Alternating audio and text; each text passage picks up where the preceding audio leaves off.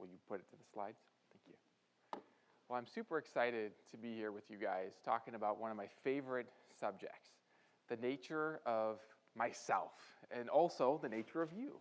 Because I have become convinced that understanding the nature of yourself and the nature of consciousness in general is a window into the nature of reality. In my career as a philosopher, I've been fascinated by questions about the nature of reality. I remember early in high school wondering about the worldviews that I had inherited from my family, from my community, and I remember wondering, how do I know any of this is true? And that question, how do I know any of this is true, is a driving question for me to find out what is the nature of reality. And tonight, I want to talk about how you have a power to see into things about reality by seeing into things about yourself. So I want to talk about this question, are you just a brain? How to see yourself by this inner light of introspection. My purpose is to fundamentally help you recognize a power that you have. This is a power that I believe we all have, but that is often overlooked.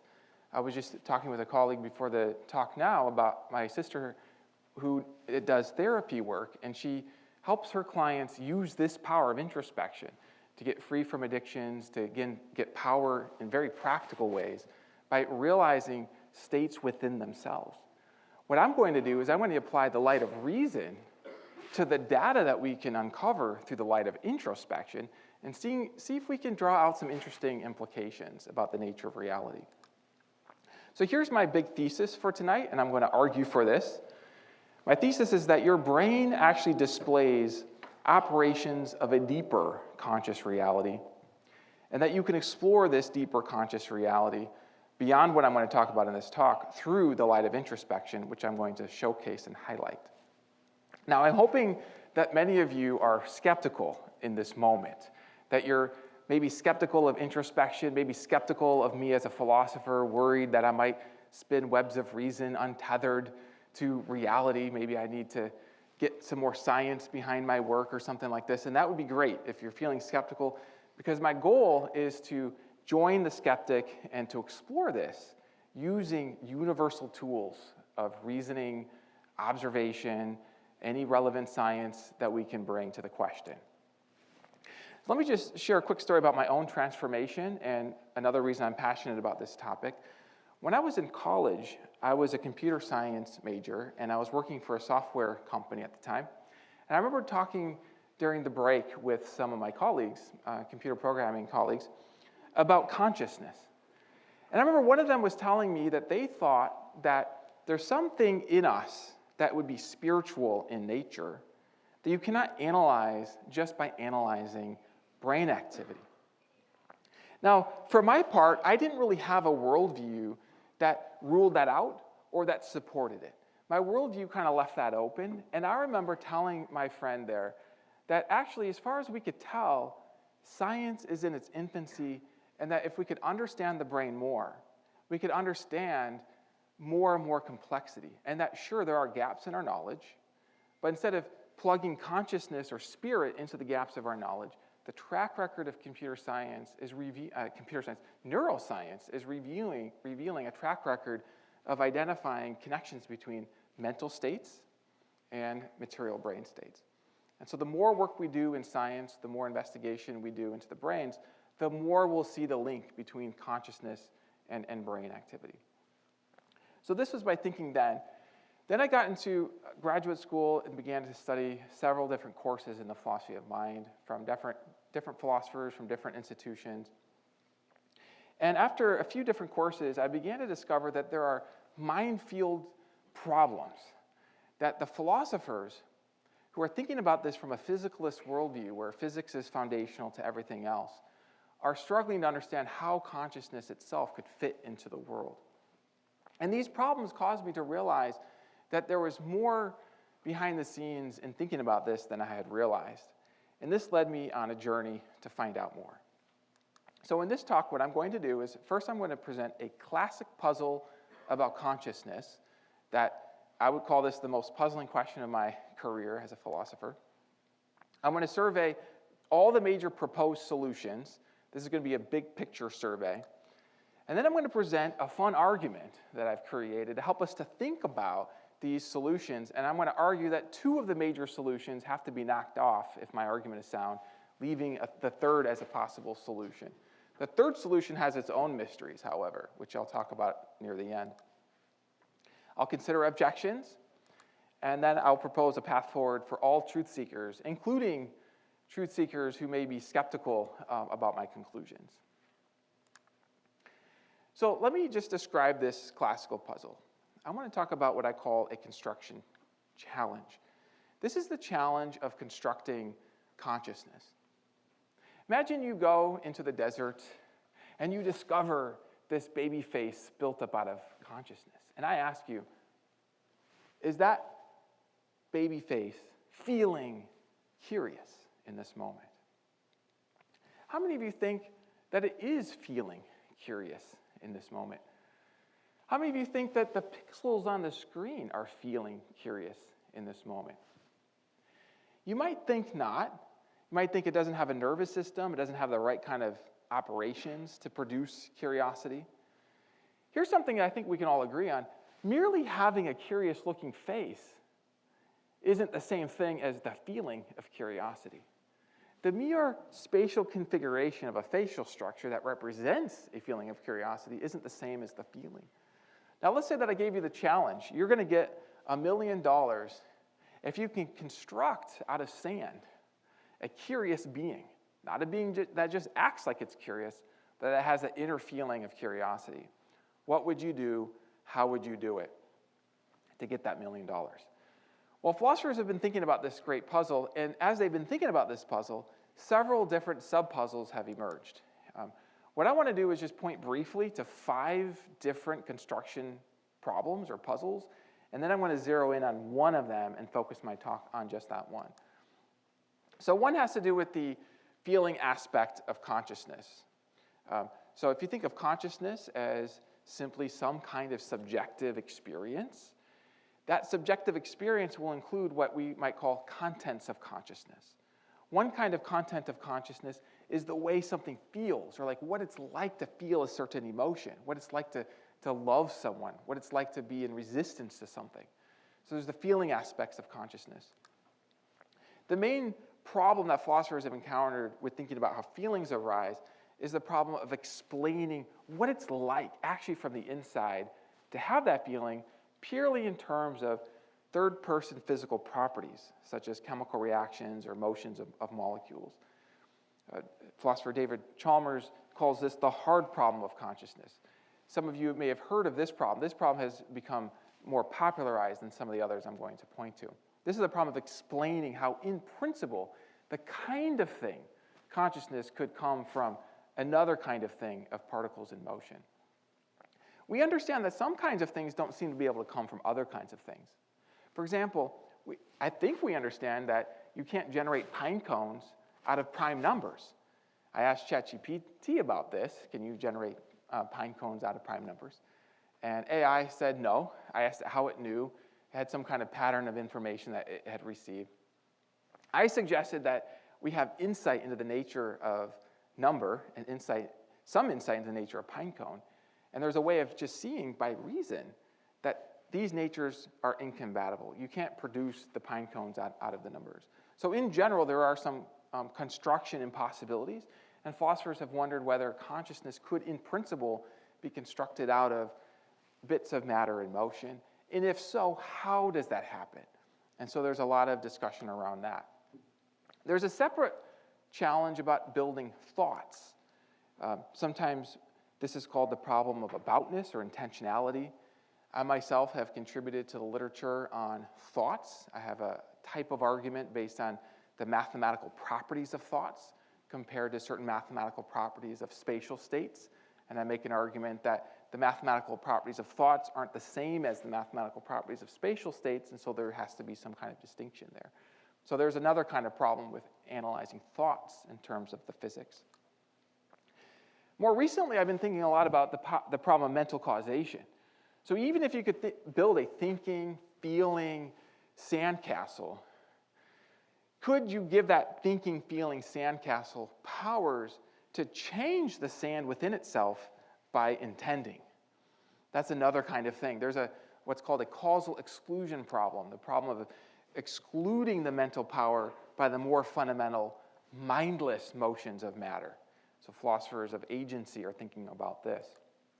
There's also puzzles around seeing. How do you actually see anything? Seeing is one of these familiar experiences that we all sort of take for granted. I see. But then you can wonder, how do you see? And what is seeing? And how do you know that you're actually seeing an external world rather than just a world of conscious states within your own mind? What's the relationship between the external world of shapes and colors and the internal world of mental images of shapes and colors? These are questions that lead to what's called the problem of perception. And then there's the problem of the unity of consciousness. So even if we could build a conscious being that can actually change things in the world, how do we build a unified consciousness so that the thoughts and feelings and activities are unified into a single being, right? Like if I give you a hug, that doesn't thereby produce a third being that has your thoughts and my thoughts together. But you yourself unify different thoughts within your own mind. And how does that work? Merely explaining consciousness doesn't explain the unity of consciousness. And there are all sorts of very interesting puzzles around this. So as I took these courses in the philosophy of mind and began contributing into the field myself, I began to see that there are many, many problems that cause philosophers to come into different views about the nature of who we are. Here's a quote that I like because it illustrates sort of a range of perspectives. This is a philosopher of science, Alexander Rosenberg. And he says that physics has ruled out the existence of clumps of matter of the required sort. He's thinking about thoughts and how thoughts could fit into the material world.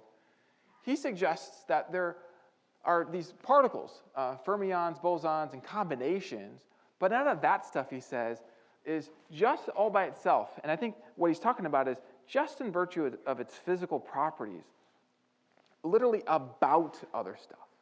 Like you can create maps that are sort of structurally similar to other things, but that's not the same as having a thought about in the way that we understand aboutness within our own conscious thoughts. There is nothing in the whole universe, including, of course, all the neurons in your brain, that are just by its nature or composition doing the job of being about some other clump of matter. Now, as a materialist who thinks that matter is the fundamental reality and all other realities can be analyzed in terms of matter, he argues that there are no thoughts. There are no thinkers. Nobody is able to actually think about things. I've read his works, and his works are very interesting, very intelligently expressed. And so his view represents in a kind of eliminativism with respect to thinking. Now, not all philosophers take the eliminativist perspective, but some do, and some do because there's a challenge of analyzing how thoughts could fit or be analyzed in terms of the material world. I want to focus on the thinking aspect, the feeling aspect of consciousness, but what I say about feelings can carry over to thinking about thoughts as well. So here's an observation. Emotions and motions seem to be different. You can smile and form the motion of smiling, but be sad. You can act a certain way, but have different emotions. You can throw dust in the air, the dust can float and swirl, but not actually have emotions at all. So this leads us to that hard problem that I talked about. How could the subjective character of conscious experience, what it's like to feel a certain way, be explained solely in terms of those material states or processes? So here are three big picture theories of feelings. The first one is the eliminativist theory about feelings. I mentioned the eliminativist theory about thoughts. You can be an eliminativist about feelings too. So some philosophers, and I've met a few in person, are skeptical that any actual feelings exist, at least not the kind of feelings that you think that you're having from a first-person perspective. Because what they would say is what exists are states that are in space, such as brain states, particles in motion. And these particles in motion, they would say, aren't the same thing as what we think feelings would be if feelings existed. And so they would say that our our ordinary sort of folk psychology, our folk theory about ourselves is a theory that we have these aspects that there's a what it's like to smell coffee or to be angry or to feel in love. And that actually doesn't describe reality at all. That just describes a certain kind of theory of reality, but that theory is not true. It's not true that you have feelings. So that's a limitivist view. The reductionist view says, actually, you do have feelings, but remember that hard problem of consciousness? How do you explain their existence? You can explain the existence of feelings if feelings are the same category as other physical states. So we can reduce feelings to brain states. What it is to feel love is for there to be a certain chemical reaction in your brain. You can think of both of these theories, the limitivism and the reductionism, as ways of responding to that hard problem of consciousness, first by eliminating the thing to be explained, so there are no feelings to be explained, or second, by reducing the thing to be explained in terms of a more familiar category, physical brain states. Although I was actually just thinking before I came up here that the question about am I my brain presupposes that I have a brain. Now, standing before you, I do think that I have a brain, although I like to be skeptical of every belief that comes my way and analyze, well, how do I know that? But I will confess to you that I am more sure that I have feelings than that I have a brain. Why? Because I think that the belief in my brain is a belief that's based on an inference to explain my behaviors and my thoughts and other things. I've never actually seen my brain, all right? But I believe that I've had that kind of inner awareness of my own feelings. So I'll unpack the implications of this in a moment. So as you can tell, I actually am not a limitivist. I think I do have feelings. I also, in this talk, I'm going to argue against the reductionist thesis, leaving us with the something more theories. These would say that first-person aspects are real and not reducible to material aspects. I'll say a little bit more at the end about what this might imply about our existence and the nature of reality. So I just love doing this with you. It's just, there's something so fun and exciting about unpacking knowledge and ideas that you can investigate for yourself. So I want to invite you, as I unpack this argument, to critically analyze it for yourself and see if each step kind of makes sense, see if you can come up with objections, test it out, try to break the argument if you can. And my goal is to just construct a bridge of understanding and see if I can show you step by step how you can see something interesting about your own nature through the blue Lego argument. This argument has two main premises, but each premise, I'm going to take some time to support it. So here's our first premise. A blue Lego has no feelings, okay? Now, if I had a particular blue Lego, I could focus on that, and then I could say that blue Lego has no feelings and make my argument. And then I would argue that that blue Lego is not relevantly different from any other blue Lego because it differs in shape and size, or position, really, but these differences aren't going to be relevant to the feelings. Okay, why believe this premise? Here is a pushback against the premise. Right? So, I mean, initially, it may seem sort of intuitive to many of you, and you might think it's sort of convenient for my argument. So I want to push against the premise a little bit here. So a blue Lego lacks a nervous system. That's the problem with the blue Lego. Only things that have a nervous system can have feelings, you might think. And therefore, this might lead us to think that a blue Lego has no feelings. However, this idea presupposes an assumption that I don't want to take for granted, which is that the things that can't communicate their feelings to us, therefore have no feelings. I mean, isn't it sort of presumptuous or maybe sort of arrogant to think that only the things that can somehow communicate or indicate their feelings actually have feelings? Now, don't worry, I'm not actually at the end of this going to argue that Legos have feelings, but I want to see clearly how we could know that they don't have feelings if they don't, or if we do know that. I'm trying to get to a depth of insight, because a depth of insight will give us power to know other things. This is one of my methods, by the way, in philosophy. If I can get very clear on one thing, then I can move from the light of the clear into the cave that was dark and shine the clear further and further in. Right? It's like a mathematician who starts with some basic clear principles and deduces what were unclear theorems, well, they were conjectures until they were proven, Then they became theorems because the clear light extended into what was unclear. That's my method as a philosopher. I want to start with what's clear. So it might already be clear enough to you that blue Legos aren't feeling, but I want to get this even clearer. So just because something can't communicate its feelings with me, it doesn't just logically follow that it has no feelings.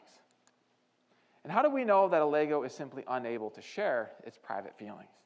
If it had thoughts, it might think, I wish I could tell you how much I am afraid of you, or how much I hate it when you play with me and stack me on the red, next to the red ones. I don't like the red ones.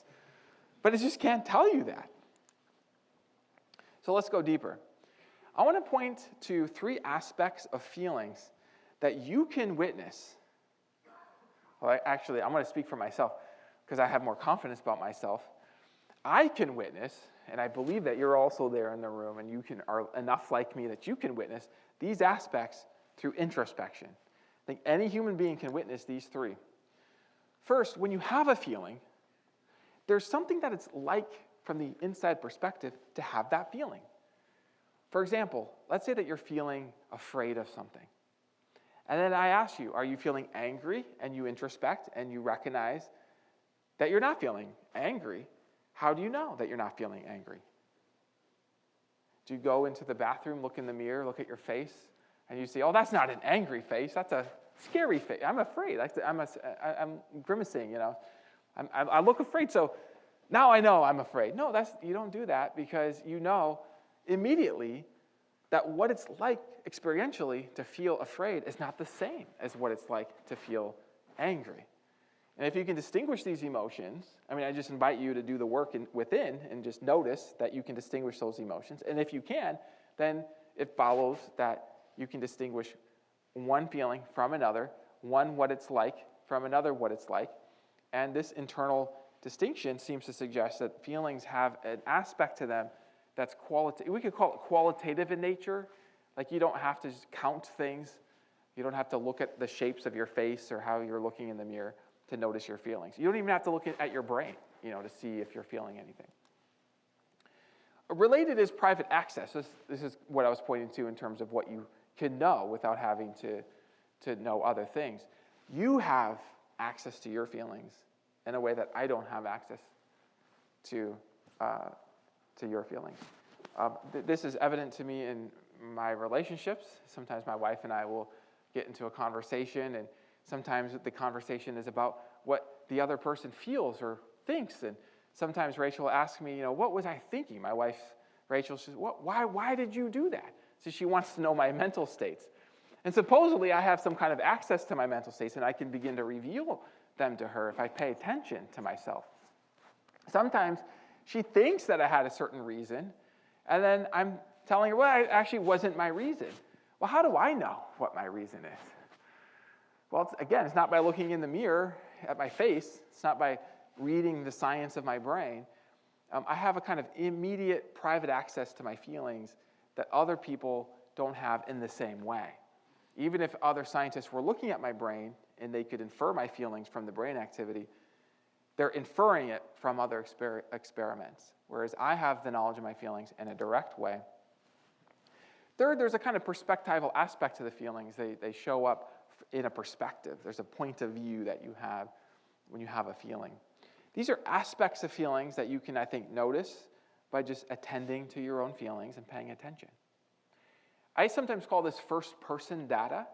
This is data about reality that you can gather by paying attention with introspection.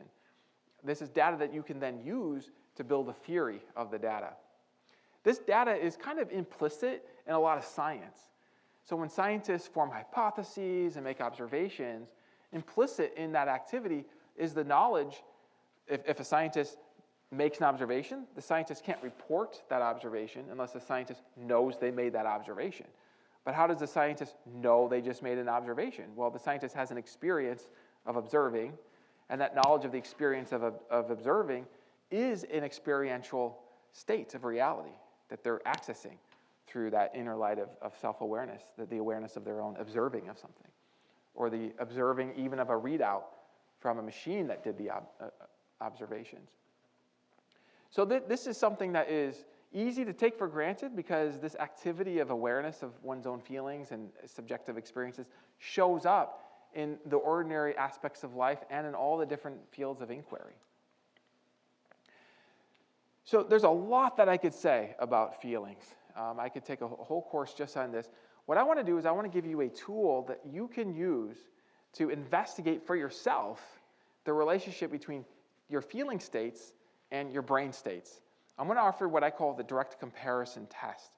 Now, there are many arguments. Like I said, there's knowledge arguments, conceivability arguments, modal arguments, many arguments that can be used as tests.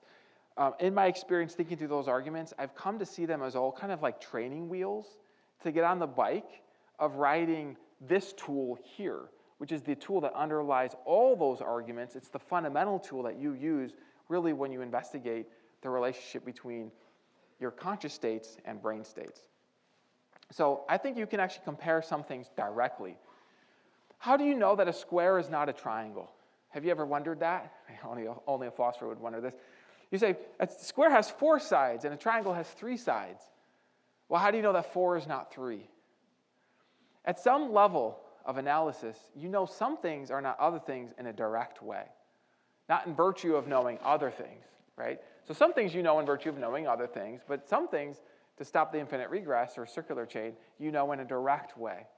And I would argue that there are some things that you can know by direct comparison. You just see that 4 is not 3. You can just tell by conscious awareness that the itch in your foot is not a triangle, and a triangle is not a feeling of love. Okay, so you can test these numbers by directly comparing them in your mind. This test works in cases where the items are in your field of awareness, your conscious awareness. So sometimes you can't apply this test because the items in question aren't in your field of awareness, in which case then you can use maybe evidence that 2 things are alike or different. But if the 2 things are in your awareness, then you can apply the test. Here's an advanced note for you guys. In cases where A is in your field of awareness, but B is not in your field of awareness, you can't apply the direct comparison test, but you can do something else. You can use logic to deduce that the thing that's in your field of awareness is not identical with the thing that is not in your awareness by the law of non-contradiction. That which is A is not the same as that which is not A. So if something is in your introspective conscious awareness and something else is not in your introspective conscious awareness, then there's something that's A, can't be the same as something that is not A. This advanced note leads into all sorts of advanced territory involving philosophy of language and the semantics, how our words work, and also epistemology, theories of knowledge. But at the root of this advanced note is just taking that direct comparison test and seeing directly if 2 things are equal to each other, and if you can't directly compare it, then using logic to deduce distinction. All right, so now we can use this. I'm going to apply this power. See, now you have this power. You can use this in any domain, in any field of inquiry. You can pay attention to your mental states. Is this state different than this state? Maybe they're causally connected. Maybe they're related in a deep way, but they're not necessarily the same thing. So the first-person aspects of feelings, those 3 aspects I mentioned, are not the same as any purely third-person aspect of the blue Lego, at least characterized physically in terms of the vocabulary of physics. The shape of the Lego, the color, its structure, etc. You can just compare these. Okay, so either a Lego shape can be within your field of awareness or not. If the Lego shape can be within your field of awareness, then you can see by direct, and by see, I mean you're aware. This is sight with your awareness. You can see by direct comparison that its shape is not the same as the sensation of fear. All right, let me just illustrate this a little bit here. So I have a $5 bill. And this $5 bill you might think is one unified piece of reality, but it does have some different sides. So it's got the Lincoln head on the front, and then it's got this building, on the back, right? So this is a familiar bill. How many of you think that this building on the back is the same as the Lincoln head on the front? Okay, nobody thinks that. Here's an argument in support of your view, your worldview about this distinction. You can apply the comparison test. So in this moment, You might be aware of the Lincoln head, but you can't directly compare it with the building right now unless you have the building image in your mind. You can directly compare the shape in the image with the shape of the head. But if you don't have that, all you have is the Lincoln head, and you don't have the building in your mind, then you know by logic they can't be the same, because the Lincoln is in your field of awareness, but the building's not. I mean, now it is, because I just showed it to you. Right? So this is an argument for the distinction between these two sides of the dollar bill. Notice that this dollar bill is very unified. I mean, if I hit the one side, the back side's immediately affected. It's an intimate correlation, and you're not going to have one side without the other side. So wherever you have, the front side of a bill, you always have the back side. There's no, out-of-body experiences where the front side just exists without the back side. I mean, unless you finally cut it apart or something. The point here is that they're not the same side, even if they're correlated in a deep way. There's unified reality, but there's still distinction. So, a lot of progress in philosophy and in just thinking in general, I mean, in the sciences and human inquiry, is just clarifying things, making some distinctions, separating one thing from another. This is a way of advancing before debating. I think actually a lot of debates resolve themselves through clarification, if people have the patience for it. This has been my experience. Advanced note, suppose a Lego shape isn't in your field of awareness because you've never perceived the external world directly. There are theories of perception that say you never actually perceive the external world, you just perceive your own mental states, which represent the external world. So you never actually perceive your brain states. Even when you're looking at a brain, you're just perceiving it indirectly. All right, well, if you only perceive your brain indirectly, do you ever perceive your thoughts directly or your feelings directly? If the answer is yes, that you can sometimes know what you're feeling directly without first having to check how you look or check your brain, but your brain you only perceive indirectly, that is enough to show by that law of non-contradiction, the law of identity, that these can't be the same thing, even if they're two sides of the same reality, even if they're integrated, even if they're causally connected, they're not literally the same reality. So either way, the first-person aspects of feelings are not the same as the third-person aspects of a Lego. There are many arguments for this conclusion, but I think that actually your most powerful insight into getting to this conclusion, at least in my experience, in my view, is just using introspection, paying attention to the aspects of your feelings, and just comparing them, seeing if they're the same as. So we have the deep support for the first premise now. So I've taken some time to just support a blue Lego has no feelings, and if you believe that, I've got deep support to support that belief that you have. Assume for sake of argument that a blue Lego is a purely material reality. That is to say, a complete description of its third-person material aspects is a complete description of all of its aspects. Now, one could question this assumption, but I have materialists as my primary audience. So I'm thinking materialists would accept this because they think everything is characterized materially. Then if a blue Lego is having a feeling, then every aspect of its feeling is a third-person material aspect. But first-person aspects of feelings aren't the same as purely third-person material aspects, shape, position, motion. Right? You don't have to be aware of a certain motion to be aware of a certain emotion. You don't have to be aware of a certain emotion to be aware of a certain motion. And from this, it follows that a blue Lego does not have feelings. Now, toward the end, I'll suggest an idea that maybe somebody could develop to theorize that a blue Lego could have feelings in a certain way, not in virtue of its physical aspects, but in virtue of something deeper in. And that will lead to a certain kind of a worldview that will result in its own implications, which I'll return to.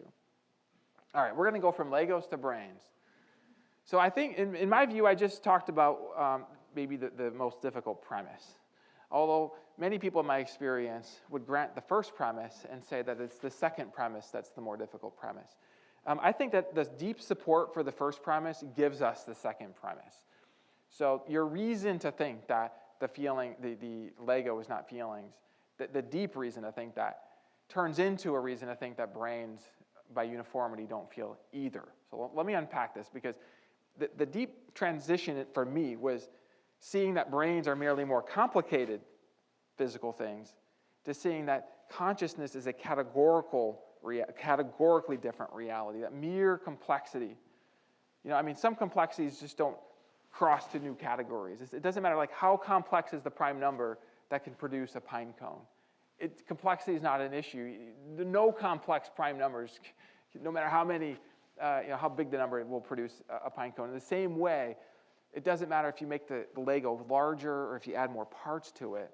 This is Alexander Rosenberg's idea that there's nothing in the physical world that will make the difference between the category of a first-person perspectival reality and a third-person reality that even imitates a first-person reality. So I call this premise physical uniformity. Changes in shape, color, motion, or other third-person aspects do not add up to first-person conscious aspects or feeling. So in other words, if a blue Lego does not have a feeling, then neither does any purely third-person physical brain. Here's some deep support for this premise. So assume for sake of argument that a brain is purely physical, so a complete description of its material aspects is a complete description of all of its aspects. Then if a brain is having a feeling, then every aspect of a feeling is a third-person physical brain aspect. Shape, motion. I put function in there because, there are the functionalists who say, well, it's actually a more complex relationship between parts. It's like, okay, yeah, but a function is just a set of ordered pairs of inputs to outputs. And as long as the ordered pairs are characterized exclusively in terms of material aspects like shape, motion, then you can understand the whole function in terms of these third-person physical properties, right? And so the question is, when you're aware of the first-person feeling, are you aware of a third-person functional property at all? First-person aspects of thoughts are not the same as purely third-person brain aspects, same for feelings. Therefore, a brain is not just by its third-person brain aspects having a feeling. Okay? Maybe there's some other way in which the brain is feeling something, but it's not just purely in terms of its spatial aspects. It's geometry, it's motion, it's how many molecules it has. So you add one more molecule, now it feels. The total collection of molecules feels if you have sort of the right shape or motion.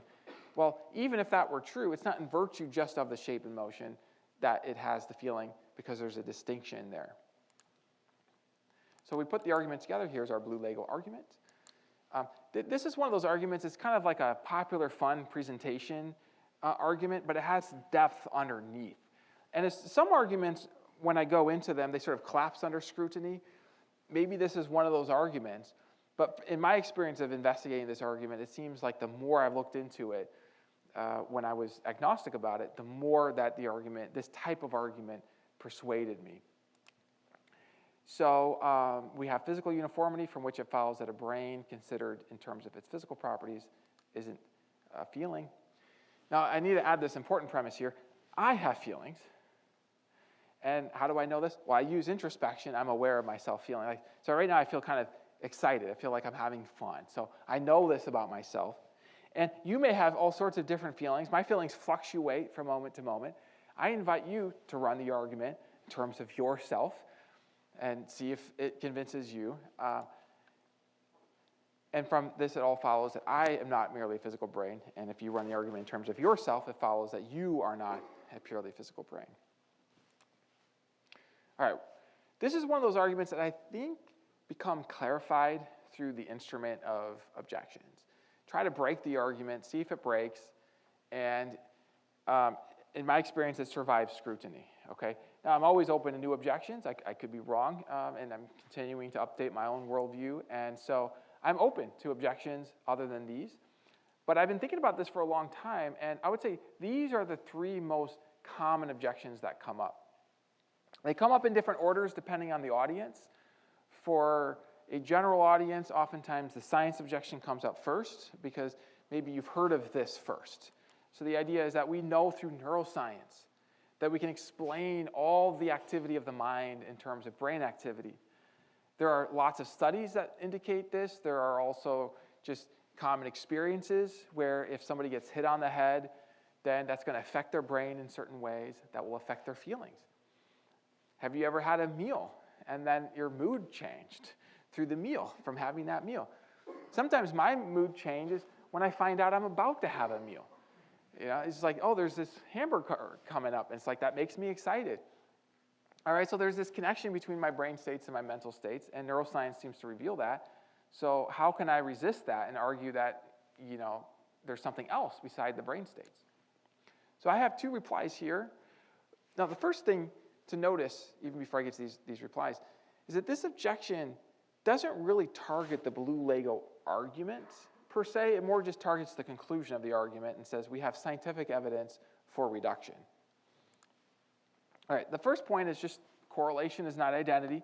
So we have a correlation between the front side of this bill and the back side. They're deeply correlated. If I hit the one side, the back side moves. If I throw it, oh, they're moving together. See, they're correlated, but they're not. I'll just leave it right there. And it's correlated, but it's not identical. The sun rises, and every time the sun rises, there's roosters somewhere crowing. You know, it happens. Now, you can make an argument. I can conceive of a rooster crowing without the sun rising. Maybe you've seen that happen, right? So you make these arguments, but all those arguments are going to be based on this power to see distinction. Because, like, how do you know that the sun is not a rooster just viewed from the sun perspective? And you say, well, the sun doesn't crow. Well, yeah, but how do you know that crowing, isn't sunlight, viewed from the rooster perspective, right? I mean, how do you know that? And ultimately, you've got to use that basic comparison test. If these things come into your awareness, you can directly compare them. Or maybe you make an argument from the effects. The effects are different, but how do you know the effects are different? At some level, you have to use a comparison test. So correlation is not identity. So the point here is not that, therefore, reductionism is false. The point here is that the argument for reductionism is incomplete. We need some reason to go from these states, mental states and material states, are correlated. When my wife Rachel plays the piano and those piano keys go down and the music goes into my ears, it's like, well, the music is correlated with those piano keys, but that music is not the same as the piano keys. They're not the same thing. And so merely finding correlation doesn't give us identity, and the blue Lego argument is a reason to think that they aren't the same thing.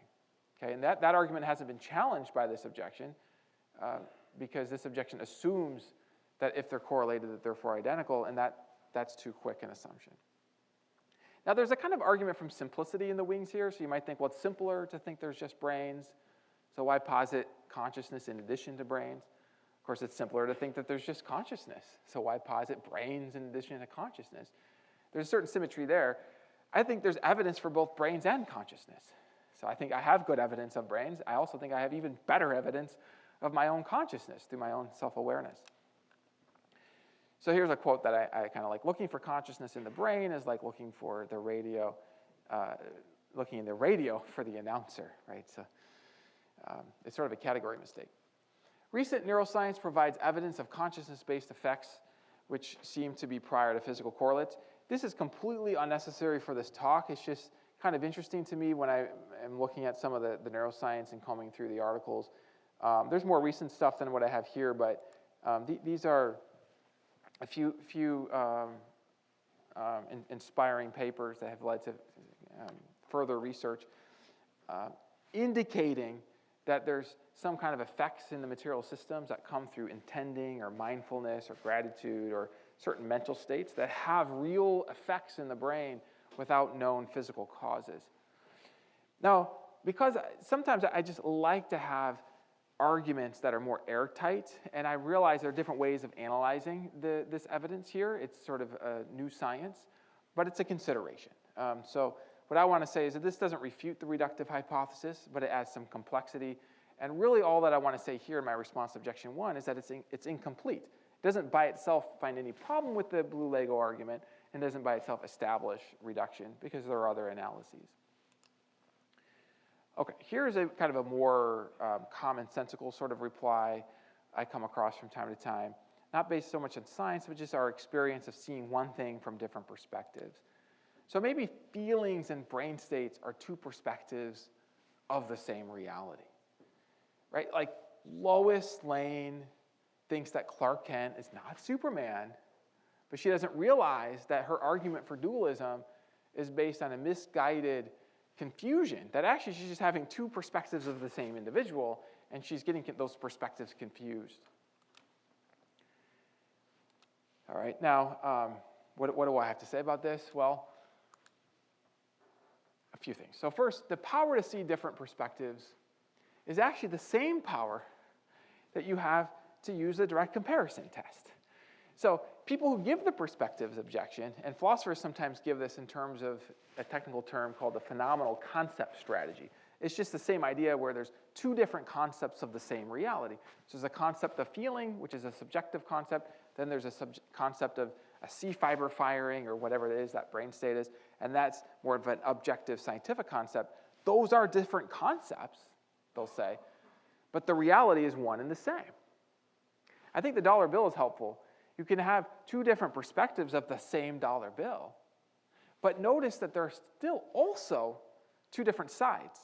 So yes, there's one bill, but there's two sides of that bill, and those two sides aren't the perspectives. Those are the two different aspects of the bill that the perspectives are picking out.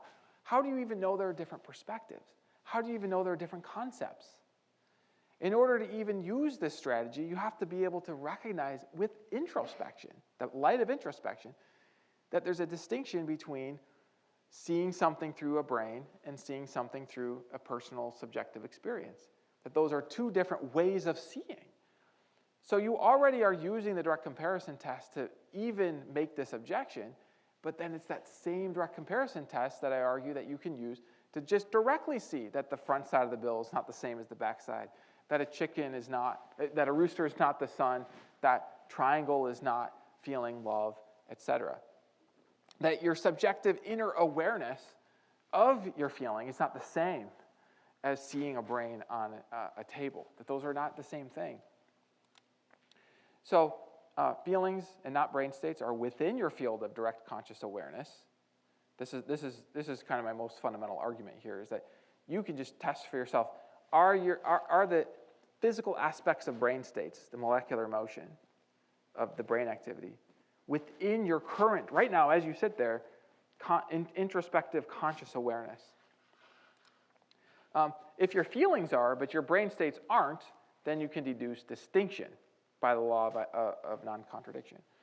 So this is tricky. I'll give you another objection in a moment with water and H2O to hopefully help alleviate some further concerns you might have. But just to summarize, Clark Kent is external to Lois's field of conscious awareness. Like the individual, the essence of Clark Kent's external. She sees his physical manifestations. And his physical manifestation, wearing glasses, is different than his physical manifestation flying with superpowers. So she is actually seeing different aspects of reality unified into one being. See, what I would argue is that there are different aspects of you unified into one being. There's your bodily aspects, and then your first-person conscious aspects. So they're unified into one being, but they're not the same aspects. That's the point. So Lois can still distinguish the attributes she associates with Clark Kent from the attributes she associates with Superman. In the same way, we can distinguish the third-person physical attributes of a brain state from first-person attributes of a feeling. Okay, water versus H2O. This is an itchy one. People think about this, and they want to understand this. How can you be aware of water without being aware of H2O? Yet water is H2O. Like science gives us this. In the same way, you can be aware of the consciousness from the inside without being aware of the material aspects of a brain, even if they are the same. That's the argument, right? So lots of times people bring up this objection, like, yeah, what about water and H2O? I mean, you don't have to know the molecular structure of water to know about the water, but water is the molecular structure. That's all there is to water, is the molecular structure. It's just, you see it from a macro perspective. If you zoom in, you just see all the atoms, and that's it. So maybe you are aware of your consciousness from an inner first-person perspective. It's like up close. When you look at brains, yeah, I think about this sometimes if you're imagining something, like imagine a purple unicorn in your mind, and you rotate it in your mind, and then somebody's looking at your brain. They're trying to find that purple unicorn in the brain. Okay, this is not like in a computer where it represents an image on a screen. Then you can actually see the representation on the screen, because if you're trying to find the screen of your mind inside of the brain, you're not going to find that purple image rotating in the brain. Okay, so here's what I want to say. You are not directly aware of the molecular structure of water, and so you actually can't apply the direct comparison test. But you are directly acquainted with first-person aspects of consciousness. So just to unpack this a little bit, what I want to say is, like, technically, when you're drinking water and you're aware of its qualities, you're aware of your experience with water, which is not the same as H2O. Okay? What you're aware of is the effects of water. You're aware of the, if there are macro qualitative aspects of water that are different from the micromolecular structure, then those are different. The problem is that the H2O is in a black box. Philosophers call this an opaque context. Opaque, you can't see into it directly. So the question is, are your feelings in an opaque context? So some philosophers, some eliminativists have argued precisely, yes, your feelings are in opaque contexts. That's why you can't be sure that they're actually there as they seem to be. And even the seeming is not there as the seeming seems to be, etc. Because it's in an opaque context. My argument in response is that in order for there to even be an opaque context, there has to be an appearance of something which you know in consciousness. So I think you know about the things out there in terms of your experiences that you can then know directly. So as long as you can be aware of some thoughts and feelings, then that's enough to show a distinction between the H2O molecule and the thoughts and feelings. The H2O molecule is not in your direct awareness. It's more like the brain state, which is also not in your direct awareness. So the H2O molecule is not the same as the experience of water. The word water just refers to that thing out there, whatever it is. The word pain, the feeling of pain, doesn't refer to whatever it is that causes me to act a certain way. The feeling of pain, that word pain, refers directly to the feeling that I know directly. Okay, so note you are acquainted with experiential effects of water, but the experiential effects of water are not the same as H2O. That's a kind of a summary of my response. I realize this is an advanced objection, but I think it helps clarify the concepts. So what I want to do next at the end as I'm closing the argument is to take the physicalist position. And I myself feel like I'm more ecumenical in my thinking about these things. A lot of times there are debates and conflicts of ideas that once they get clarified, you see people are kind of using words a little bit differently. So some philosophers, they'll use the word physical in a very broad way, and I think that there is a way that a physicalist philosopher who thinks that the world is fundamentally physical could incorporate my argument, and I'm going to offer what I think is sort of the best way they could do this. It's to update our theory of matter. So some physicists are following this model. There's a theory of matter called an informational theory of matter. Quantum field theorist Carlo Rovelli. Now this is out of my depth, but I'm reading what he has to say about this, and he's saying that the spatial dimension of reality, things in positions and in motions, those things aren't fundamental to our material world. They emerge out of a more fundamental reality that is not even characterized in terms of spatial realities. So I think that if you're a physicalist, follow that scientific line and update your theory of what it is to be material so it transcends spatial reality and include within matter consciousness itself. So the first person subjective aspects that don't reduce to shape, extension, color, etc. Because then that way you recognize the realities. There's the reality of matter, there's the reality of consciousness, and if you think matter is fundamental, then just think that matter, which is fundamental, has fundamental consciousness, all right? Now, I offer just a final note of curiosity here. This is a door to a whole other subject to be explored, which has to do with whether matter is itself the fundamental reality or itself fundamentally mindless. Because if matter is not the fundamental reality, or if it is fundamentally mindless, then we still have that same hard problem of explaining how the mental aspects, the feeling, the first-person sensations emerge out of the void of non-sensing, non-reasoning, non-thinking realities. There seems to be what philosophers call an explanation gap, or an explanatory gap, the bridge between those two realities. And some philosophers are worried about that. They want to minimize unnecessary mysteries. We want to raise off unnecessary posits. It's sort of like the flying spaghetti monster. You know, like if we don't have to posit the flying spaghetti monster, our theory, we don't have to be agnostic about it, right? We can build our theory without it. Same thing, if we don't have to posit these mysterious leaps from one kind of reality to another, then a worldview that sort of simplifies our theory is going to be less puzzling. So one way we could think about this is in terms of a mind-first reality, where the fundamental reality is conscious or mental. Whether it's also material or not is a debate. But if it's mental or conscious, then we have a deeper solution to that hard problem of leaping from one category to another. So instead, we can have a simple unified theory that accounts for both the material world as well as our inner conscious life. All right, here's some just take-home conclusions, and I want to offer these sort of for a wide audience. Whether you agreed with me in the talk or not, I hope you can sort of appreciate some of these results. So first, you have a great power within you to see aspects of your own nature by looking inward. This power is not through using your eyeballs to see shapes and colors or touching your feelings with your hands. It's what you might call the sixth sense, but it's not really so spooky. It's actually very familiar. You use it all the time. But a lot of times we're not recognizing that we have this power and what we can gather up from the power. By looking inward, you can see by your clearest light the reality of your own self as a conscious being. And by this light, I believe you can also see that your feelings have real first-person subjective aspects. And therefore, there is more to you than purely a third-person material brain. Thank you.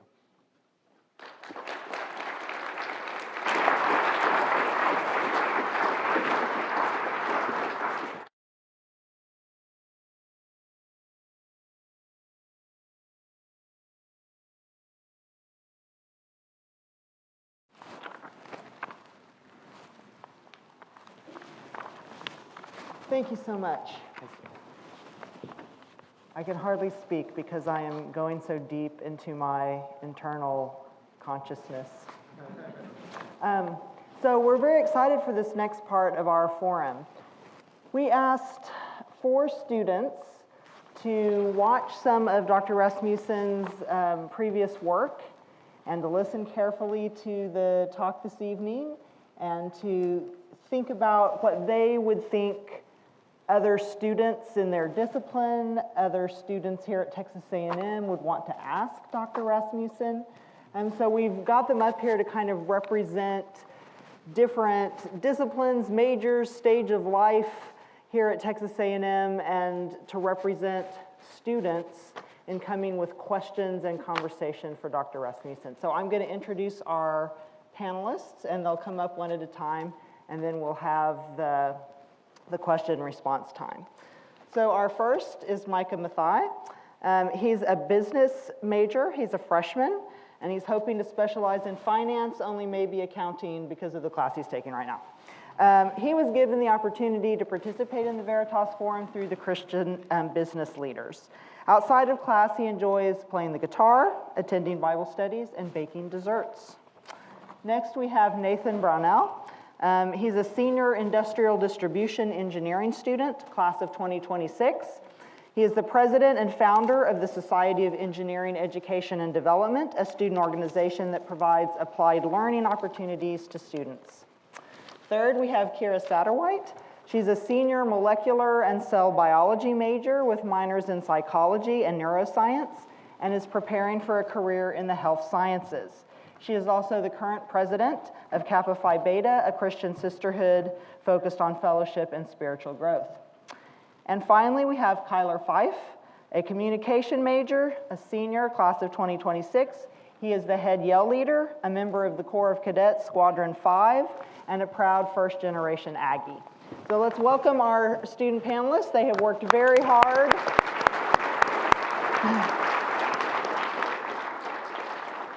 Very hard to think about the questions that they want to ask. So we're actually going to begin with Kyler. Yeah, Dr. Rasmussen, I think you already answered my first question in your presentation, which it was awesome. So one, thank you for that. But then two, I'm really curious, just kind of coming from the core in a very routine Google Calendar every day. I go X, Y, and Z, and sometimes I feel like I get Monday to Friday without even thinking about it. So how do we go through this, what I would say, like college student routine? Well, we would say kind of mindlessly with like consciousness in play. So. Wow, I love that question. Yeah, this is a practical side to using your mind, using your consciousness. And a lot of my career is focused on the implications of the familiar. So like consciousness is a familiar window through which you see everything else. You're conscious of the world, you're conscious of your thoughts, you're seeing these things in reality. But we often don't inspect the window itself. So what is that? And I would say that for me, just on a very practical note, if I pay attention to my inner motivation, and if I detect that I'm aligned towards love, then that's a guiding light for me. In terms of making a decision, and just to actually take that time in the busyness of life, for me in my work, to just take that time to pay attention to what is my inner motivation here in this moment. And I think that is something that you can always access internally, because a lot of times I find, I think we can all relate to this, I find that when I get anxious, it's because I'm trying to control things out there that I don't have direct control over. But consciousness is one of those things that we always have a direct control, I believe, over what we're paying attention to, the level of attention that we're giving to something. There's a kind of directness there, and that's where I find my power. If I feel anxious, I come back, it's like, okay, where's my power? Oh, I can actually choose my motivation here. So that's the kind of practical guide for me in my continuing work, and I think it applies also in college as well. Nathan? So in watching some of the information that we got before this, you tied it in a little bit to applications to spirituality and religion. Personally, I'm an Episcopalian, I'm Christian. So thinking about the concept of a higher power, we can probably assume based off of what you talked about that if there's a God, it's a conscious God. What would human consciousness look like compared to godly consciousness? The way that I think about this, and I appreciate the introduction about these are responses, not answers, so this is sort of my response to this, because I'm continuing to think about this, is that one way you could think of God consciousness as a kind of unbounded, unlimited, pure awareness of all that is. And then you could think of human consciousness as a particularly limited focal of consciousness, bounded by a certain perspective, bounded by an experience that allows for uncertainty, discovery, exploration, because it doesn't include the awareness of all that is. So this is where I get on the edge of my own thinking, because maybe if the all that is itself expanding and changing, then even an awareness of all that is could still enjoy discovery and advancement because of the changing reality. But still the fundamental difference even there would remain the difference between unbounded, unlimited awareness of all versus limited, confined awareness. And so I don't think of divine consciousness and human consciousness as two different fundamental kinds of consciousness. Now I know this is controversial, so I want to just highlight this isn't just a given premise. But in my view, and part of this has to do with my building of a worldview in terms of having the simplest, most unified theory that I can get away with until I need to update it with some more complexity. So I'm willing to be moved toward positing different kinds of consciousness if I see enough motivation. But presently, it seems to me that I can explain things more simply. If there's one basic kind of reality, consciousness, that would be God's consciousness, that shows up in different forms. And so we have consciousness sort of in the image, let's say, of God's consciousness. Same category, different only in its limitation and configuration. I don't want to get too into the weeds on that. That's a lot to unpack. It's very interesting. I would say would you say that applies to what you talked about kind of towards the beginning of your slides about kind of the difference between first-person perception, introspection, and third-person perception of a thing, the material properties? If God is omnipotent, which, at least from my perspective, I'm assuming him to be, is that a first-person innate understanding of all things? Or is there something that is viewed from an omnipotent perspective that still is not a first-person experience? If you're an all-being, all-knowing God, then are you the sentience of the blue Lego brick? So this is a very insightful and penetrating question. And it gets into even how to think about third person versus first person. One common view is that an omnipotent and omniscient being has the knowledge over all third person propositional states. So states such as like there are stars, there's this number of stars, as well as power overall. Knowledge and power overall, all of those third personal states. Some philosophers wonder about that sort of first personal experience of what it's like to be aware of the states, and that's different than just a third-person description.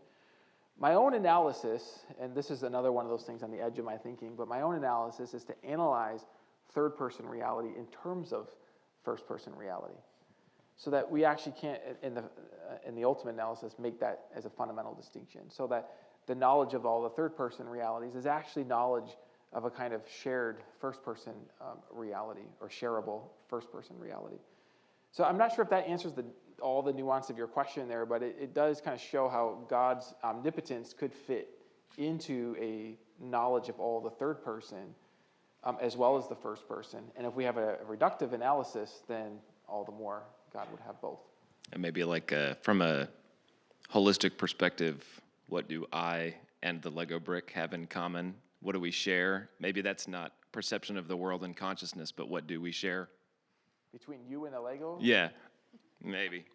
You share some mass in common. Yeah, I'm not quite as blue.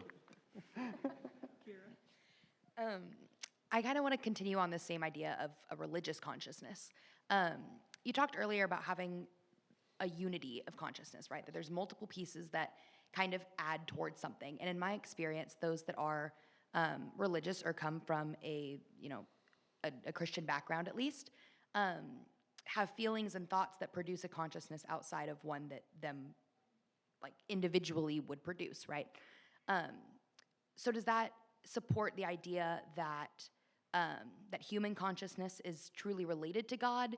And furthermore, is there sources to different pieces of consciousness? Like, is God then a source of our motivation or our inclination towards certain practices or whatever?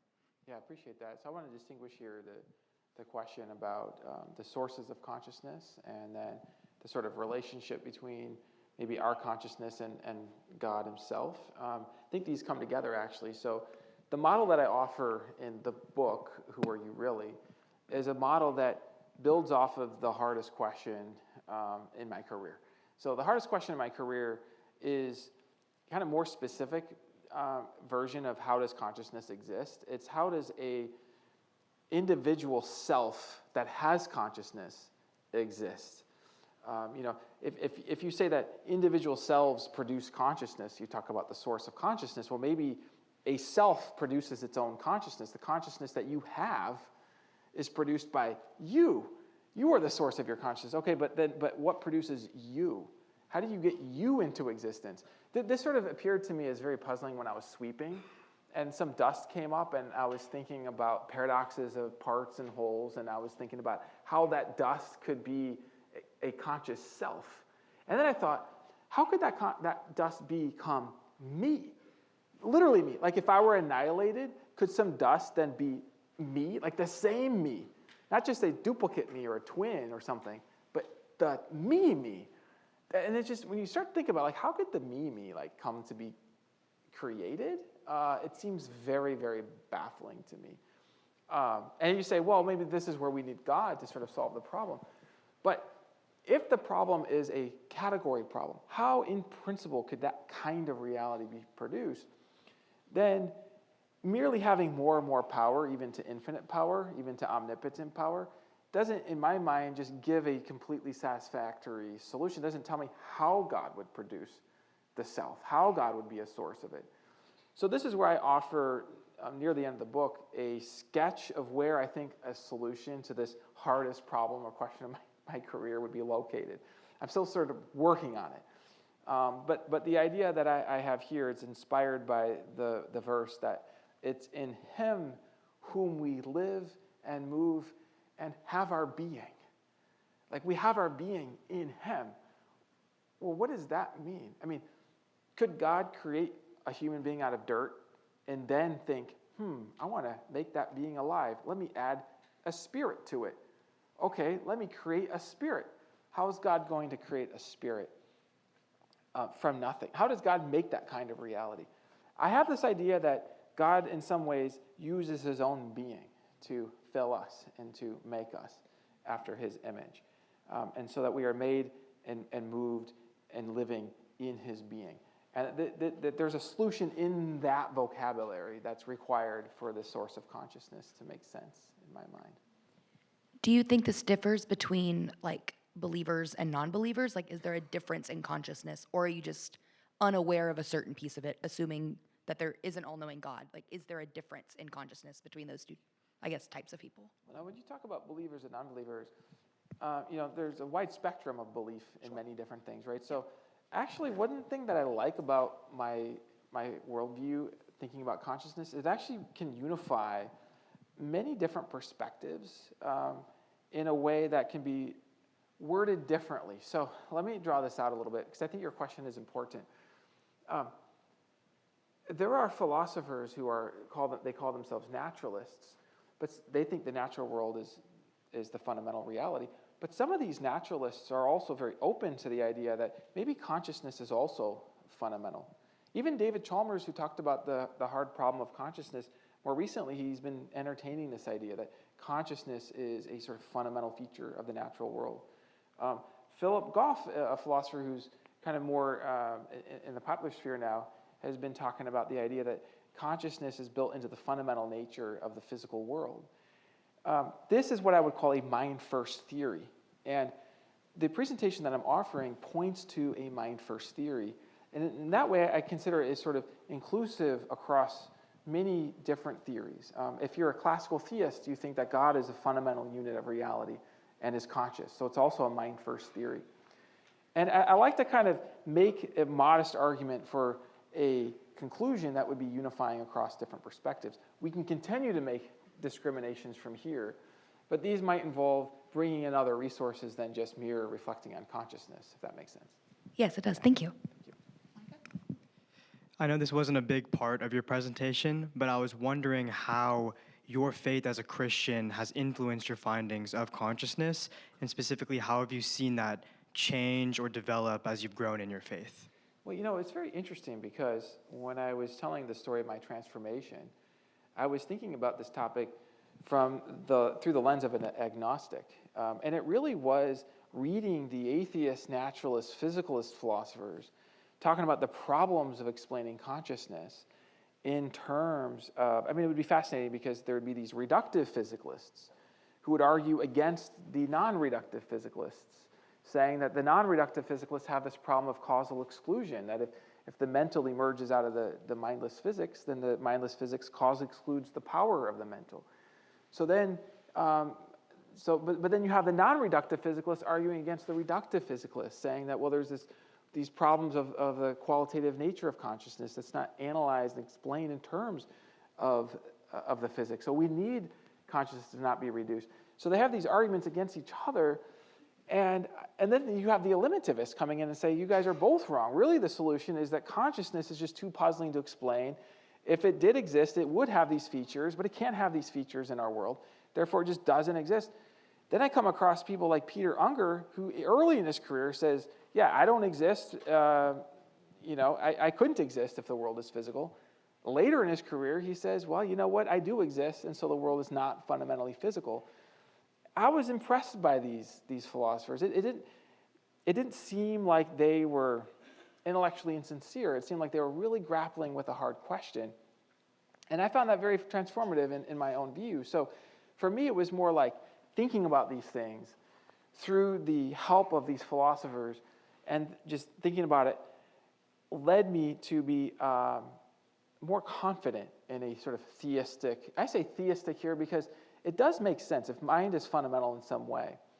If you just have consciousness spread across the universe, what unifies it? How do you build the unities of consciousness? I mentioned the binding problem.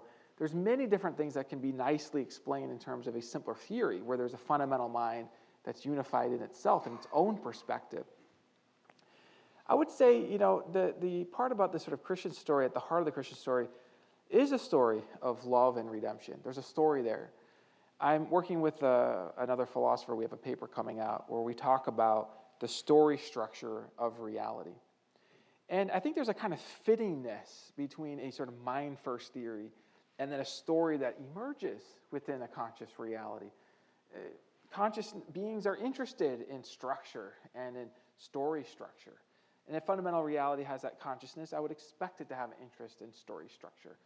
And so I might find within the history of humanity certain story arcs, such as displayed through Christ. And also, I think in various traditions, you have shadows of this as well.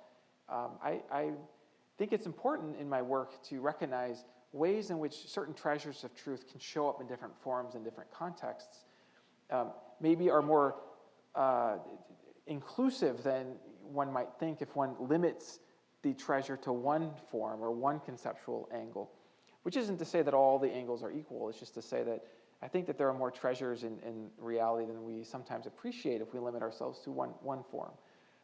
So all that to say, I think that in a way the philosophy sort of led me towards the sort of theistic picture. The theistic picture puts a light on narrative structure with Christ as a highlight, and but not exclusively there as well.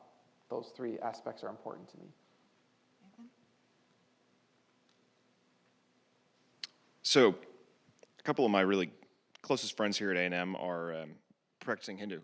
They're kind of opened my perspective to, well, what does the world look like viewed through a lens of polytheism? I was born into and raised as a Christian, and it was very interesting for me to explore. So I'm curious, not just specifically the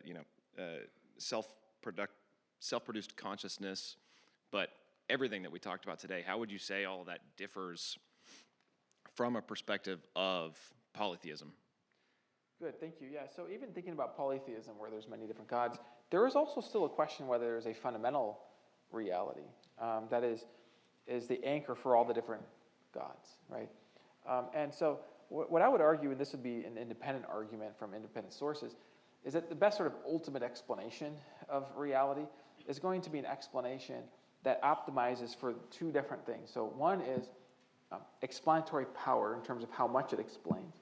And then second would be a kind of unification or simplicity in terms of how much is necessary to explain that much.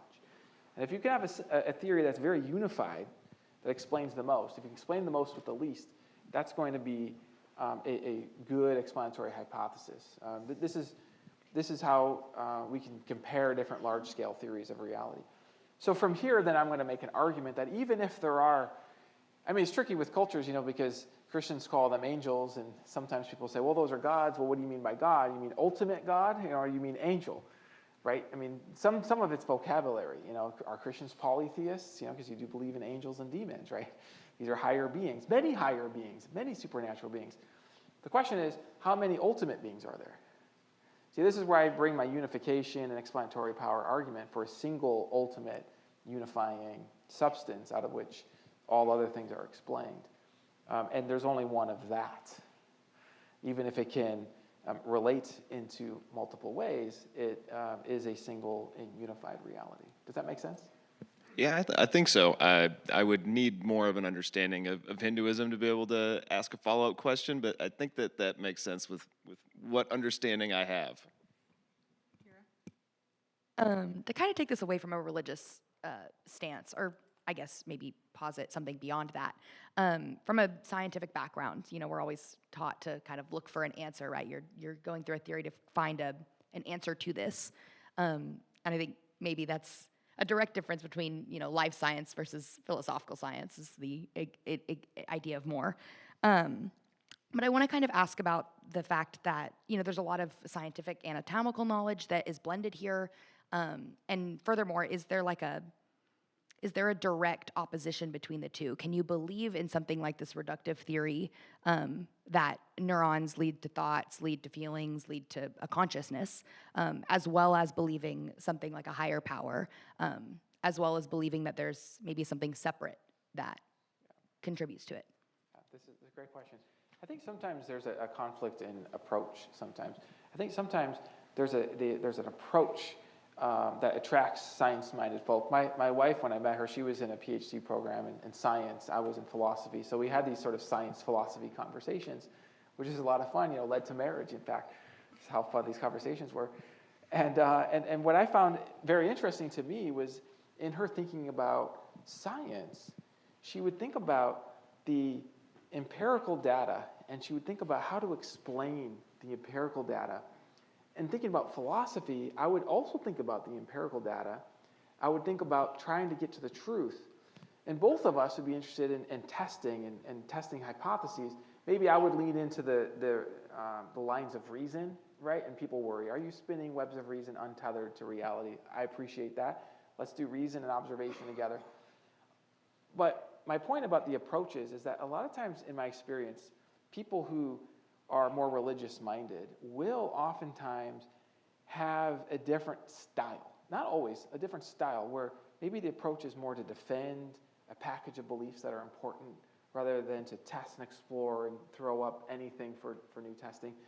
Again, it's not necessary, but that tends to be an approach difference. And I think, in my view, that leads to more of the impressionistic differences than what's actually being discovered. The discoveries in science, I think, strongly point to there's more than just the material emotions. There's a book called The Spiritual Brain by a couple of neuroscientists. They make a case from lots of different scientific data for mental causation that isn't explainable just in terms of the physics. So absolutely, I think science and reason and philosophy and faith are not at odds, but often the people who go into those different areas do them in different styles. Got it. Thank you. You just mentioned like this idea of the spiritual brain, and it kind of reminds me how in Christian theology, the Holy Spirit is described to dwell within the believer.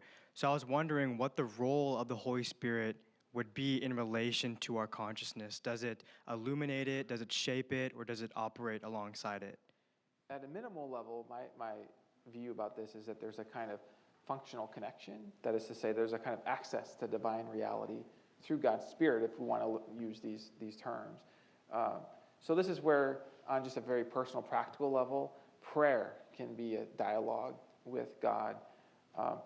I'm happy to use the term God within. You can talk with God within, as long as you understand that the within there is not a spatial within. It's not that God is literally inside, the molecules of your brain.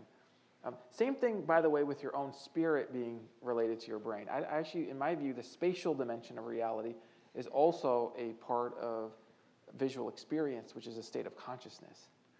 So that when you die and you go to heaven, you don't spatially go to heaven. Rather, what happens is you change states of consciousness, including states, it's like in a dream where you move from one spatial experience to another. So you can have an experience of space, but these are in consciousness. And so this is what I would say would be our connection to God's Spirit would be a connection to God within, just not a spatial within. And it's a kind of functional relationship with God, in my view. All right, grand finale, Tyler. I think the last question I would ask is just kind of the so what of it all. Like, I know for me personally, like, I have a call in my life because of my faith. But is there a greater calling just in consciousness? If I go from having a materialistic point of view to, okay, so there is a conscience, what does that mean? Does that call me to something else? Does that mean there's a greater calling in life? Two thoughts. My first immediate thought is that I think there are probably many calls depending on your angle of thinking about this. So I think this is really for people to consider from their own angle. But by the end of your question, what was beaming in my mind was the call to know your significance, your greatness, your value. That who you are is not reducible to the color of your skin or the shape of your neurons.